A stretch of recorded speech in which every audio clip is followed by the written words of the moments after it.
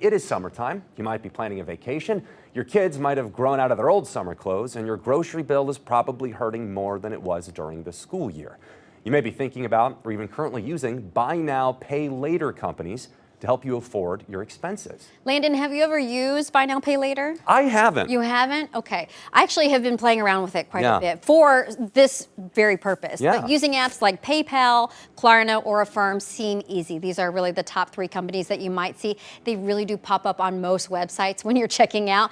And in fact, I did just use PayPal yesterday to kind of play around with it. But a lot of people are paying a lot more because they are not making their payments on time. So let's take a look here, because LendingTree actually says that 69% of parents with young kids have used these loans. Men are actually more likely to say they've used buy now, pay later. Look at 52%. We know that Gen Zers, so this is like that age of 18 to 29, they have used it too, 56% in fact. So what are the top 3 things that people are using? Well, surprisingly, it's essentials. So when we look at it, we're looking at clothes, shoes, accessories. That tops the list at 39%. We also know technology devices are at 34%. Now you might think of technology as a luxury, but really you cannot operate these days without a phone, right? I mean, everyone has to have a phone. Doesn't mean you can't get a flip phone or something, but also iPads, notebooks, those are all important for school now.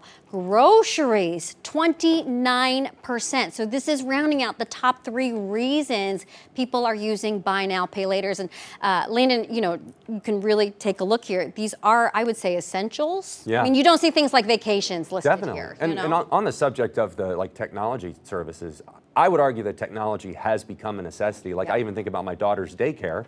How you keep up with teachers throughout the day is a mobile app that you need a smartphone for. You're absolutely right. I was thinking, you do have to have an app for almost everything these days. That's right. So Michelle, if you're using these apps, what can you do to save money? I think there's a lot of expert opinion out there. So I do want to go through at least what LendingTree has said, because I think the big thing is, you have to ask, okay, is this purchase necessary? I mean, that should be the question right out the gate. Experts say that these loans are really good for big purchases. So, we're talking about not everyday purchases. We're not talking about those impulse buys.